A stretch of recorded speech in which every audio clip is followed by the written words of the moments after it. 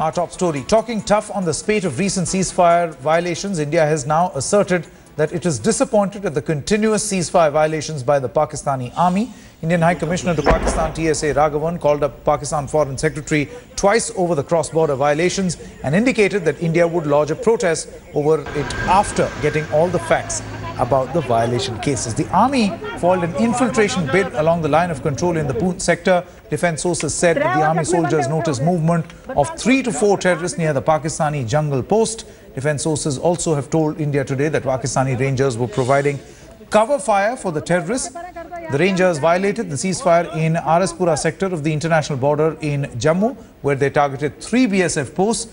3 villagers were injured during the firing. On Wednesday, 1 civilian had been killed and 3 BSF Jawans were injured after Pak troops opened unprovoked fire along the international border in Jammu. Now, many would say that this is now a daily feature along the line of control and the international border in Jammu and Kashmir. What is unusual is that this comes within days of a promise that was made, of commitment to peace that was made by Pakistan when the 2 prime ministers met along the sidelines of the BRICS summit in Ufa.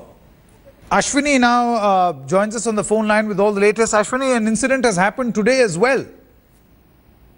Yeah, Pakistani wanted to violate the ceasefire on the line of control in the international border, and the whole night there was a firing from the Pakistani ranger in the Araspura sector at the 3 posts of BSF. And 3 civilians were injured in the Pakistani firing, and the same is the condition in Mender sector and on the line of control in Poonch area. And there was a Pakistani damage also across the border, and Pakistan wants to keep a boiling line of control in international border to show the international community that India and Pakistan can't talk on Kashmir or anything else, because there is a hot border on the both areas, line of control international border. That is the reason for the last 3 days continuously Pakistan is firing on the line of control international border, and yesterday also 1 woman was killed in Akhnur sector, and the same is the condition tonight also, that whole night there was a firing from the Pakistani rangers and the Pakistani regular army there on the BSF and army post. Yeah. Okay, Ashwini, now after the Pakistani army claims of having shot down an Indian drone on a clandestine aerial surveillance mission, sources have told India today. Now, this is the second provocation that has come from Pakistan. Story number 2, as far as the Ufa betrayal is concerned. How Pakistan has systematically each day forgotten the promises that it made in Ufa. Sources have told India today that the Indian High Commissioner to Islamabad, TCA Raghavan, has been summoned by the Pakistan Foreign Office. The meeting will take place today. Pakistani army released images of the drone which it claimed was being used for aerial photography near the line of control by India. The Pak army claimed that the unmanned drone was shot while in flight across the line of control in the Bhimbar Gali sector near Jammu and Kashmir's Poonch. However, the Indian Army and the Air Force have busted Pakistan's claim and asserted that the drone did not belong to India. So in just a short moment from now, we are actually going to show you a presentation of how systematically there have been betrayals post-Ufa. So let's take a look at betrayal number 1. Pakistan's post-Ufa betrayals. First the promise, then the betrayal. I mean, raising doubt whether we should have actually taken their promise very seriously. 3 major ceasefire violations have taken place in Jammu and Kashmir. 1 kill, several have been injured. 1 kill includes a civilian. Betrayal number 2, at least 3 infiltration bids, 4 militants have been killed. The one happened this morning in the wee hours. Betrayal number 3, let's put that on the screen right now. Okay, betrayal number 3, Pakistan claims shooting down an Indian drone bid to derail peace, because India has very clearly come out and said that the drone never belonged to India.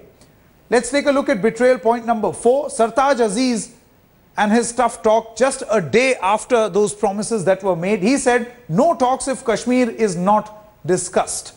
And betrayal number 5, Pakistan's U-turn on Zakiur Rahman Lakhvi's voice samples, where Sartaj Aziz said that conclusive proof has to be given by India. Until then, Pakistan can actually do nothing. So each day after Ufa in Russia, of that grandstanding that Pakistan actually did, you have betrayal after betrayal on all the points or all the bonhomie that one actually saw. Let's quickly go across now to Maha Siddiqui joining us from Delhi, as well as Hamza Amir now joining us from Islamabad. Let me come across to you, Maha, first. I mean, should we have been a little more realistic in our expectations of what we actually got from the UFA summit? Well, absolutely. There is no doubt about that, because we have seen an instant U-turn ever since Nawaz Sharif went back to Pakistan. We've seen first Sartaj Aziz saying that the voice samples of Zakir Rahman Lakwi cannot be shared with India, and they gave the excuse of the courts not allowing that, even though it is amply clear to both the sides that there are ways and means of sharing the voice samples if Pakistan is actually serious about moving ahead on the 26/11 investigations and bringing the perpetrators of that horrific crime to book. Now, clearly, there has been a U-turn, and India should have seen and been more realistic about the promises that were made, and tall promises, perhaps, if I can put it that way, by Nawaz Sharif. He, of course, being a politician, very shrewdly realized that those promises needed to come for an icebreaker meeting between Prime Minister Narendra Modi and himself in UFA. But we have seen many U-turns, and specifically the fact that the firing across the LOC, the international border, we're seeing that going up. Yesterday, an Indian civilian was also killed in the firing. Let me quickly bring an update to you, Sanket. Apart from the fact, and you just pointed out, that the Indian High Commissioner to Pakistan raised the matter of the firing and an Indian civilian getting killed with the Pakistan Foreign Secretary yesterday. 2 calls were made. We can also confirm that this matter was also taken up in India with the Pakistan High Commissioner Abdul Basit as well. Okay, that's a bit of significant information that is coming in at this moment. Let's go across to Hamza. This is a two-way international connect that we are doing this morning. Perspectives both from Islamabad as well as the national capital. Now let's go across to Islamabad. Hamza, how does Pakistan explain first the promises, then the betrayal? Is this business as usual as far as the Pakistan foreign policy is concerned? Well, I think, if we're considering the fact that Pakistan did not raise Kashmir issue, it actually attracted a lot of criticism towards them back home. And that is why they got back on the same line, saying that, Kashmir stays and continues to be the priority, and there can be no talks without Kashmir. This is something that has been on the books for a very long time. So that's bad diplomacy.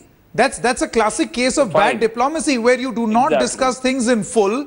You claim that, yes, we have arrived at a conclusion, and this, by the way, is an international platform. So it will be very hard for Pakistan to actually, settle for a U-turn to please the domestic constituency, because it is all documented, recorded. I mean, we are not saying things out of thin air. There was a joint press conference where all these things were said.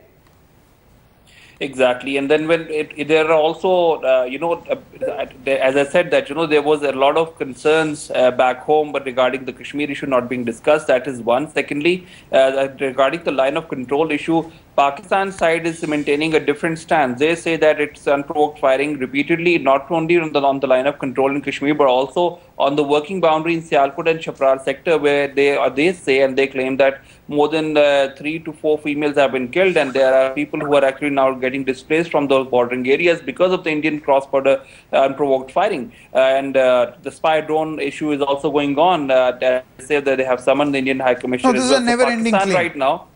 This is a never-ending claim, this is a never-ending claim, because there has been an accusation in response to an accusation. No, there has been a life of a civilian lost, which is a fact, as opposed to a claim that is being made by Pakistan. Here in India, there has been a life of a civilian lost. There has been heavy shelling. It is happening even now. There is cover fire being given by the Pakistani army, all that being reported by correspondents back home. But Hamza, as well as Maha, many thanks for joining us at this moment. We'll keep tracking this story very seriously, because just to put this entire thing that is happening over the past 5 days in perspective, 5 days since UFA, there have been 5 strong betrayals by Pakistan. We'll put this entire story together in perspective for our viewers.